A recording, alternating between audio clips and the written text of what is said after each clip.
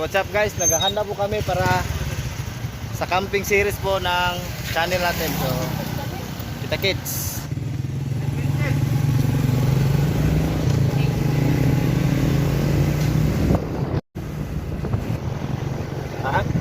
Let's go. Pwede tayo school sa nakay ko ano?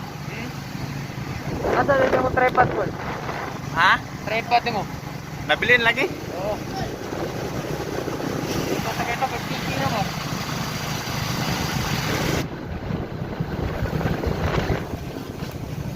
Pagas muna mga ka-hunters. So, ano mga ka-hunters, kibali pag naka-purchase ka ng 40 liters, isa no? 30? 30 liters. May ano ka? Ha? May libreng 1 liter na gasolina.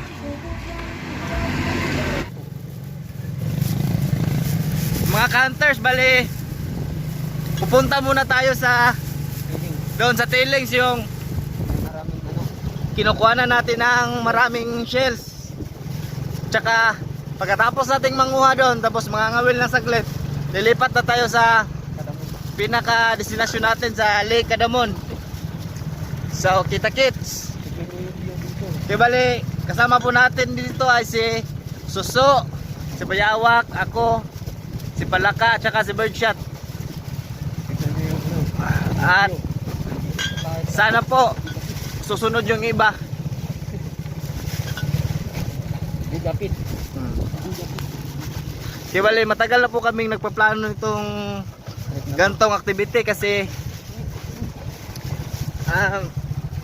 medyo nakaka-relax din po talaga pag nagka-camping, bonfire, tsaka basta maraming adventure po. Noon hindi lang talaga matuloy-tuloy kasi dahil sa mga trabaho, kadalasan dahil sa mga asawa. See the beauty of Toledo City. So ayan na mga hunters, we just got arrived sa Tilings. So nandito na naman kami.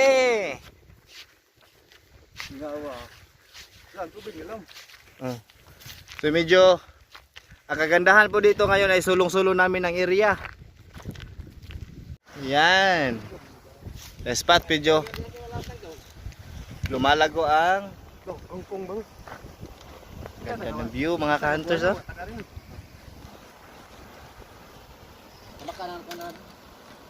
So kibali pinakapakay lang talaga namin dito ay yung ano, yung mga shells para iulam natin doon sa ano, sa Lake Cadamon. So ang problema nito mga ka-hunters ay medyo nagtitipid tayo ngayon sa battery ng cellphone. Tsaka aside na nagtitipid tayo sa battery, nagtitipid din tayo sa storage. So pasensya na po kayo kung ano, kung hindi maganda ang mga shots natin dito kasi no choice na talaga eh. Oh, nagutom na po. Nagutom na kami. Time check.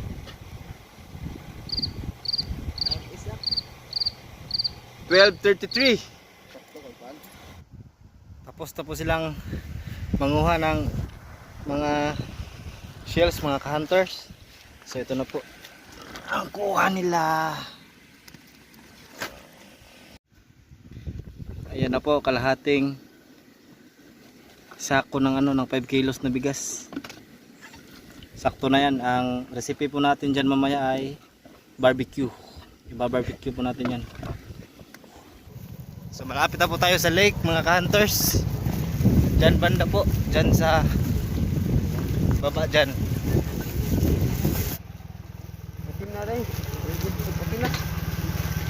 Yan na po.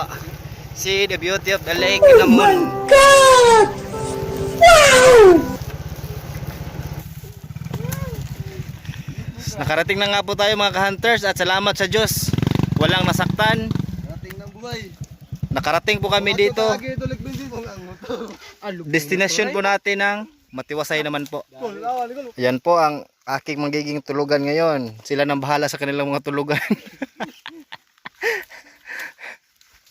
So kibali dito po tayo mag-overnight.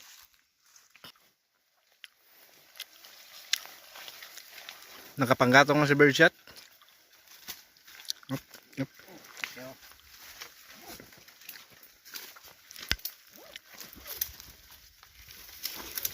Yan po ang lutuan namin. So ayan na po mga ka-hunters at nagsisit up na po kami ng aming mga kawil para mamaya. So nakasaing na po kami at nakaihaw na ng tuyo at buwad or buwad.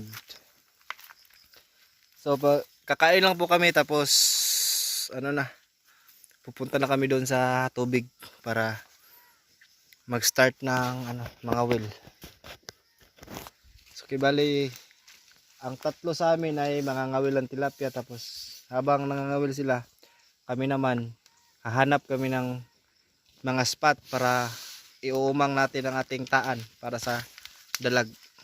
So ipapain natin mamaya ay palaka. Ano po sila? Maliliit na palaka. Sinadya pa po namin to kagabi kahit umuulan para para pagdating namin dito may pain na kaagad. Time check.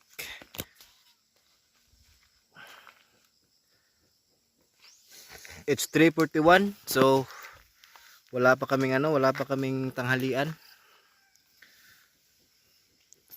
Medyo gutom na. Kita-kits lang mamaya sa pag andun na kami sa tubig. So yan na po mga ka-hunters, tapos na po kaming kumain. Tsaka nangangawil na po yung iba. So update na lang po tayo pag na. Kasi wala naman kaming ibang dalang ulam kundi lang, yung tuyo at saka noodles. So pag may isda mamaya, alam na, yun na yung mga huli namin. Usually yung mga huli namin dito ay tilapia, dalag. Kibali yan pong mga kawil yan ang gagamitin natin sa taan. Ito po, ganito po siya kalaki. Bali 5 piraso lang po yan. So ayan na po mga ka-hunters, na po, 7:07 na po ng gabi at kasalukuyan po kaming gumagawa ng aming tent. Bahay kulungan. Kasi po kita nyo na po ang kalangitan, parang medyo umaambon na po ng bahagya, pero kahit anong mangyari ka-hunters, wala talagang uwian to kasi ito yung pinaka first time namin na nagcamping kami. Lumalakas na po talaga ang mga ulan ka-hunters. Ayan po, nakikita nyo po sa screen. Ito pong sitwasyon namin mga ka-hunters.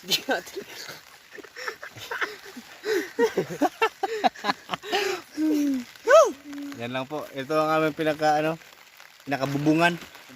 Pinaka-the best.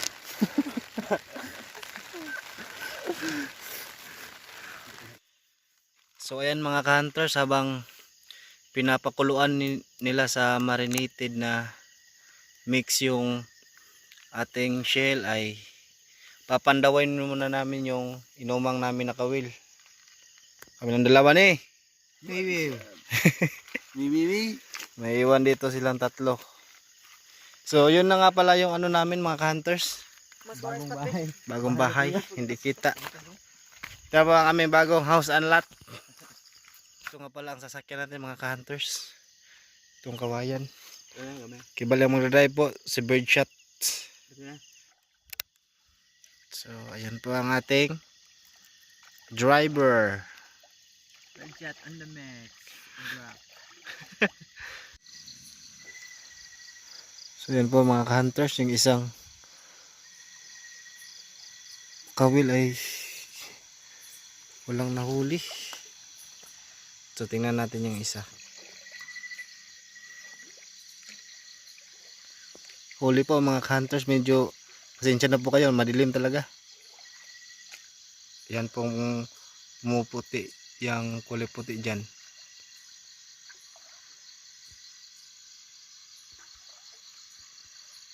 Malaki-laki po mga hunter.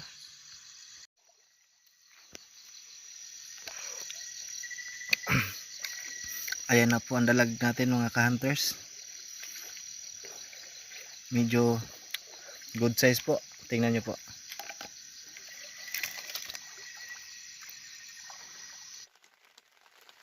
So habang nagpapahinga po tayo mga ka-hunters, sabay medyo pampainit sa malamig na panahon kasi maulan po talaga dito. Barbecue po tayo ng ano, yung shell kanina. Ayan po. Klaro. Pati sa diyo. Ganun oh. Ganun oh. Ayan po. Ganun oh. Parang ano lang po, parang liver aid ng manok. Liver lover. Liver lover, boy.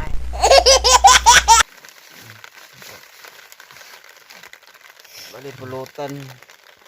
15% na lang po ang battery. Pero kakayanin. Kakayanin.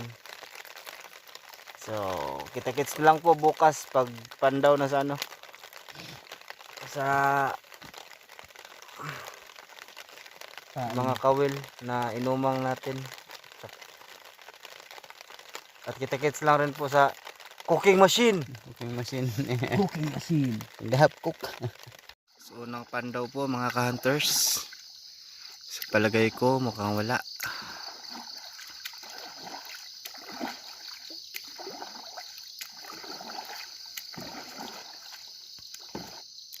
Ito po yung huli natin kagabi mga ka-hunters. Isang dalag. Basil. So, another na po. Wala pong huli. At saka yung pinandaw na birdshot wala rin. So, ano lang po. Isang huli lang yung kagabi. Ito lang. Huli natin. 6:28 po ng umaga mga ka-hunters.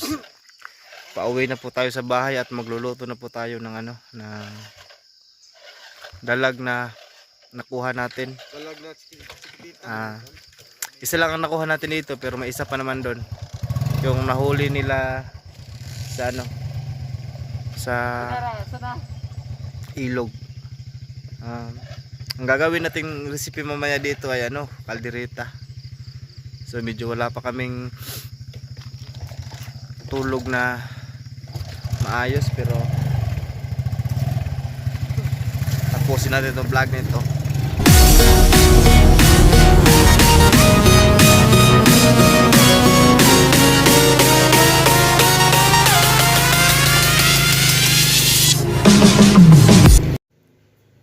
So mga ka-hunters, nag-umpisa na po tayo magluto ngayon at ating hito tsaka yung mudfish or halwan dito sa amin. So dalawang recipe po tayo ngayon. Dalawang recipe po tayo. Ang isa itong hito ay paksiw sa gata, tapos ang mudfish naman natin ay gagawin natin kaldereta. Tsaka yan po ang ating paksiw sa gata, ang ating hito. Simple lang po ang ingredients nan. Siling haba, sibuyas, bawang at saka luya.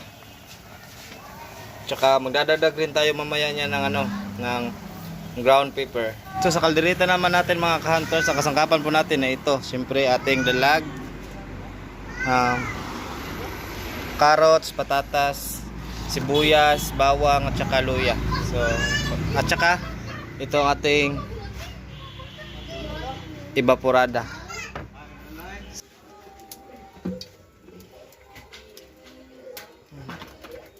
So si Palaka po ang magpiprito nito.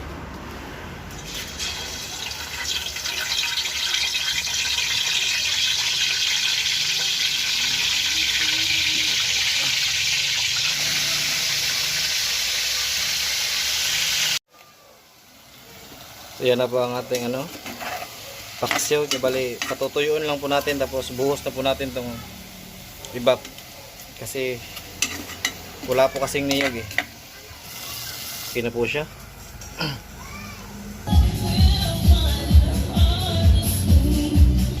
So yan na po mga ka-hunters.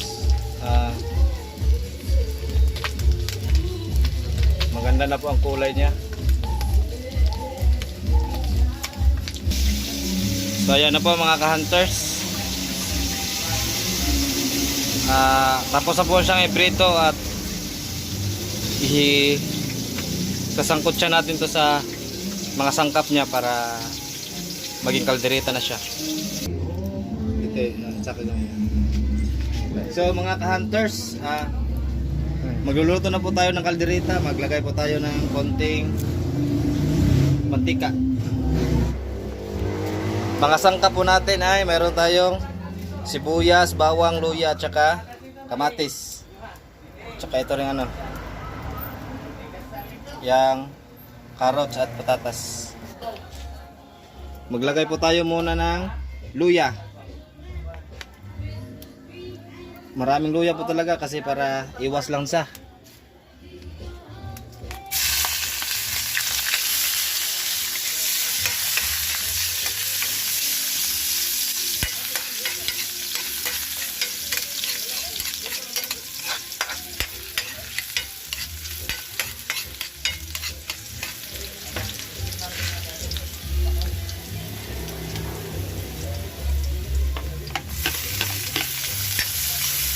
Sibuyas, saka bawang,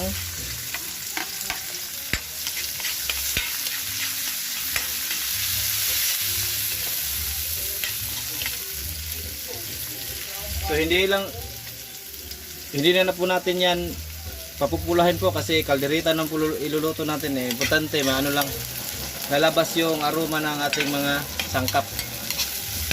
Ayan po, mabango na po at ilalagay na po natin ito ang ating kamatis.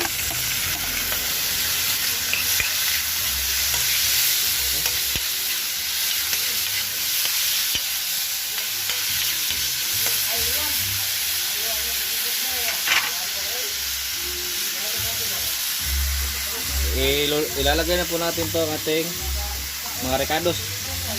Tama na yan.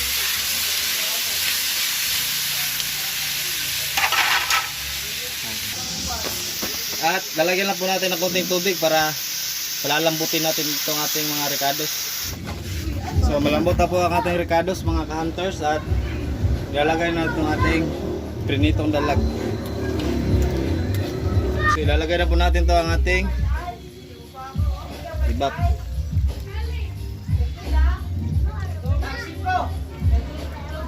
So ipipix na po natin ang ating timpla mga ka-hunters at kakain na po tayo.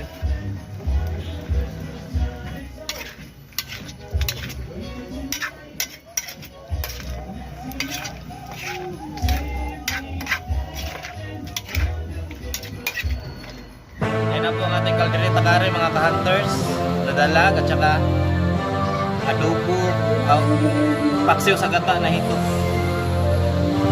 kaning mais, budel fight.